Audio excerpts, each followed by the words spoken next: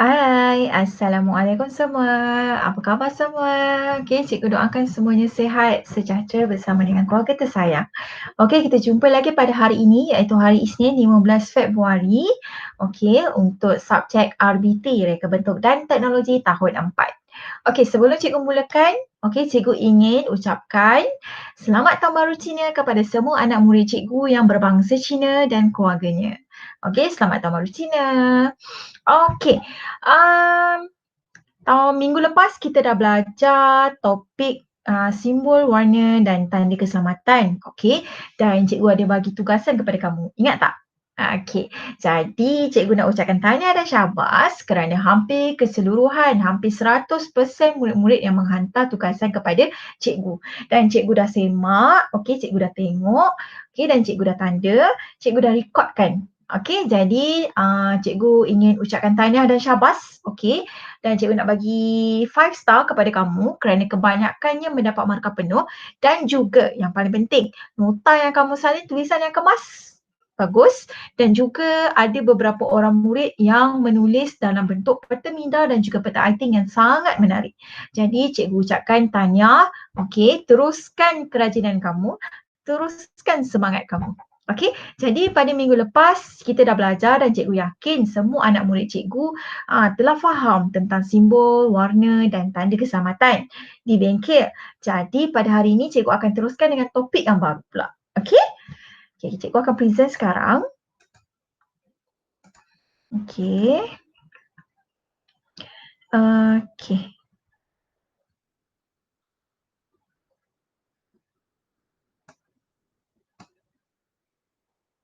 Okey, cikgu akan present sekejap Okey, kelas RBT tahun 4 bersama dengan Cikgu Aziana. Okey. Okey, ini dia topik yang baru yang cikgu akan ajar pada minggu ini ialah rawatan apabila berlaku kemalangan. Okey, maksudnya apa yang perlu kamu buat, apa yang kamu perlu rawat ketika berlaku kemalangan di dalam bengkel. Okey, di dalam bengkel khususnya. Okey, kita tengok apa gambar ni. Ada 3 gambar kan? Okey, ada 3 gambar. Okey, gambar yang pertama ini menunjukkan kuali. Okey, dia tengah goreng. Goreng apa ni? Goreng cekodok ke goreng nugget ni? Okey, jadi menggunakan minyak. Jadi maksudnya minyak ni minyak yang sangat panas. Okey, di bawah ni pula adalah cawan. Okey, di gambar asap ni. Okey, ini merupakan air yang panas. Dan di sebelah ini, ada orang ni tengah sereka kan? Dia tengah iron baju. Okey, maksudnya sereka ni dalam keadaan yang panas. Okey, maksudnya semua benda ni panas. Apa akan berlaku sekiranya terkena pada kita? Ya, betul. Ini dia, melecur, pandai. Okey, melecur. Kita tengok gambar ni. Okey, gambar tangan ni. Okey, ini. Ini adalah antara kesan-kesan daripada melecur. Okey, tangan kita biasanya bila melecur ni akan ada gelembung. Okey, sama ada besar ataupun kecil. Okey, tengok dia ada merah-merah. Okey, kesan daripada panas lah. Ada merah-merah dan juga ada gelembung. Biasanya gelembung ni mempunyai air dan jangan sesekali kamu pecahkan air itu. Okey, bahaya. Okey, ini adalah tanda-tanda dia. Okey, bagaimana kita nak buat sekiranya tangan kita melecur? Okey, ataupun kita membuat sesuatu terkena air panas, minyak panas atau benda-benda yang boleh buat kita melecur. Okey, apa rawatan dia? Okey, yang pertama, ingat, yang pertama, siram kawasan melecur di bawah aliran air. Okey, dengan air panas pula, air sejuk, okey? Buka pipe tu, kemudian kamu alihkan pada anggota yang kamu kena benda yang panas tu. Okey? Di mana kawasan kamu kena. Jadi kamu alihkan. Lepas kena terus kenakan dengan air. Okey? Yang kedua, sapukan krim atau lotion yang sesuai. Okey, biasa dekat bengkel dia ada peti kecemasan kan? Okey, peti kecemasan tu. Jadi dalam peti tu, okey, first aid tu dia ada ubat-ubat. Okey, jadi cikgu tahu, okey, apa lotion yang sesuai untuk sapu sekiranya kamu terkena bahan-bahan yang panas. Okey, yang boleh mengakibatkan melecur. Jadi lepas basahkan tangan kamu, alihkan tangan kamu dengan air yang banyak, kemudian kamu akan sapu krim atau lotion yang sesuai. Okey. Okey, dan ketiga, berjumpa doktor dengan segera. Okey, selepas buat 2 rawatan tu, kita dah siram air kita dengan aliran air yang banyak. Kemudian yang kedua, kita sapukan lotion dan juga krim. Okey, lotion atau krim yang sesuai, okey? Bukan yang main-main mana-mana je lotion yang awak nak ambil. Kemudian yang ketiga, kamu perlu jumpa dengan doktor untuk dapatkan rawatan yang lebih baik. Okey? Ni gambar apa ni kan? Gambar terkejut-kejut ni, okey, gambar yang ada apa? Rambut tercacak-cacak ni. Dia pegang elektrik. Kemudian dia berlaku benda tu. Cuba tengok. Cuba tengok gambar yang pertama ni. Okey, wire ni dah tercabut. Okey, dia punya apa ni? Dia punya sarung wire ni dah tercabut kan. Lepas tu nampak wire-wire kat dalam ni. Okey, dia dah masak air. Lepas tu dekat sini ada air. Okey, sangat bahaya. Dan ni pula ditengahkan pam. Okey, terkena macam ni. Apa benda ni? Okey. Ya, betul. Renjatan elektrik. Okey, terkena karen kan? Renjatan elektrik. Okey, apa yang kita akan buat sekiranya kita terkena, kawan kita terkena kena renjatan elektrik di dalam bengkel. Apa yang perlu kita buat? Okey, ni. Pertama, ingat jangan sentuh kawan tu. Jangan sentuh mangsa yang terkena renjatan elektrik. Cuba kamu tengok gambar ni. Okey, cuba kamu tengok gambar ni. Okey, ini ada dalam buku teks kamu ya, muka surat 9. Okey, dia nak gunakan plug ni dan dia cocok dengan screwdriver. Mana boleh. Okey, nak cocokkan screwdriver dengan pensel, dengan besi, tak boleh. Okey, kita ada alat dia. Kita ada alat yang 3 pin tu, cocok benda tu. Barulah cocok kepala 2 tu. Okey, jangan gunakan alatan-alatan yang bahaya untuk cocok dekat plug tu. Okey, sangat bahaya. Okey, sekiranya kamu nampak keadaan begini, jangan sentuh. Kenapa? Sebab dia dalam badan dia dah mengalih kuasa elektrik. Okey, dia dah terkena renjatan elektrik. Jadi bila kamu pegang dia, kamu juga akan terkena. Jadi jangan pegang. Ingat jangan pegang, jangan sentuh. Okey, yang kedua, apa yang perlu kamu buat? Alihkan mangsa menggunakan bahan penebat. Okey, bahan penebat ni maksudnya bahan kalis daripada kena elektrik lah. Okey, contohnya kayu, tali pinggang, kain. Okey, angkat tali pinggang tu, okey, atau kayu tu, okey, tarik kawan kamu. Okey, tarik. Okey, tarik dia. Okey, daripada kawasan renjatan elektrik. Okey, ingat jangan guna tangan. Okey, guna alat bahan penebat. Okey, contohnya kayu ataupun tali pinggang.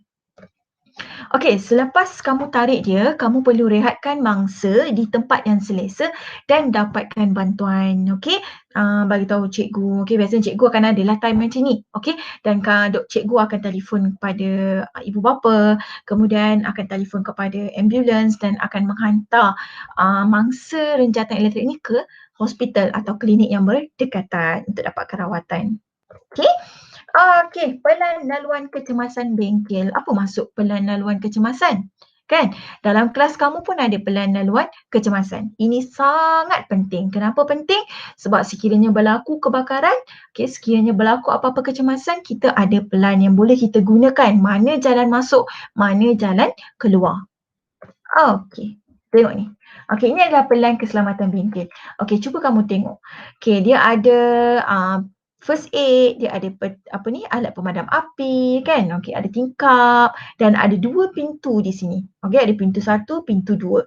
Dan cuba kamu tengok arrow ni, anak panah yang berwarna hijau ni bermaksud kamu perlu keluar ikut arah ni. Okey, kamu perlu keluar. Maksudnya daripada tempat sini kamu kena keluar. Okey, sekejap. Sorry. Okey, sekejap. Alah. Okey, kamu perlu keluar ikut laluan yang diberi ni. Okey, ikut laluan ni.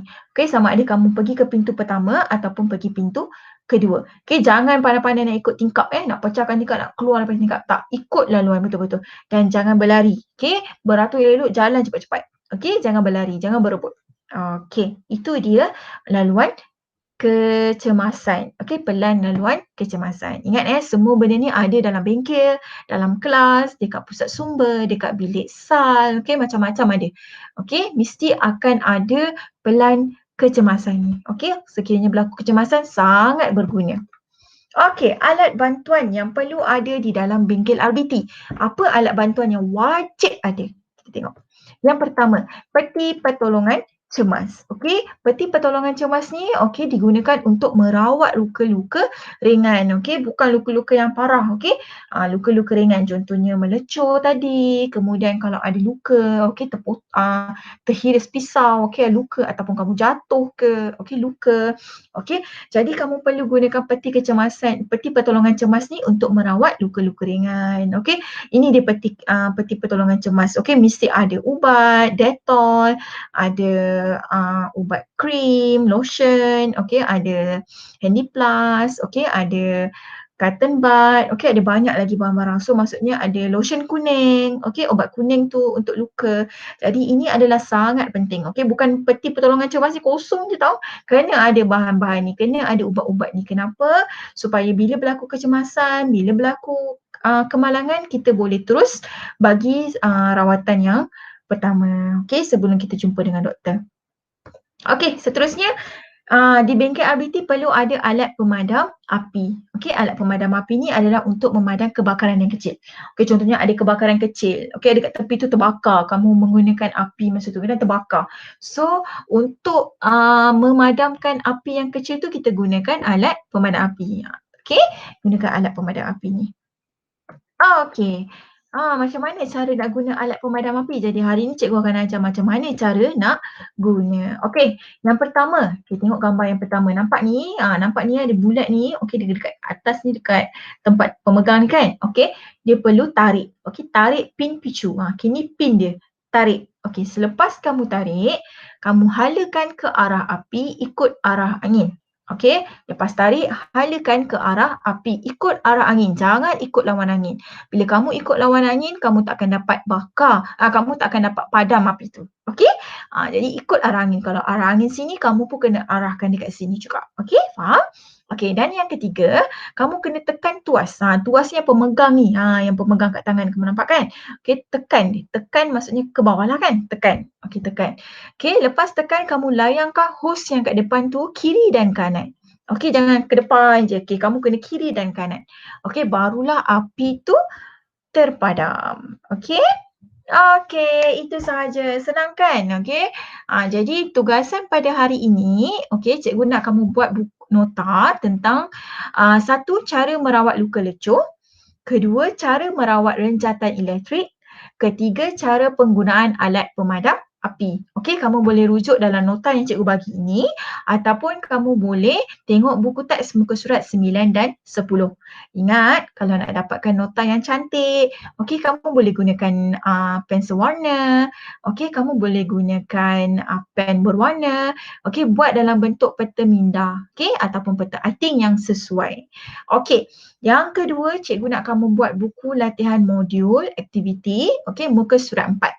Okey, buat buku latihan modul aktiviti muka surat 4. Okey.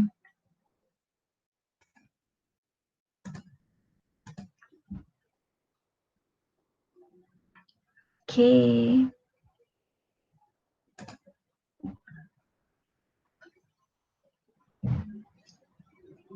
Okey, itu sahaja kelas kita pada hari ini.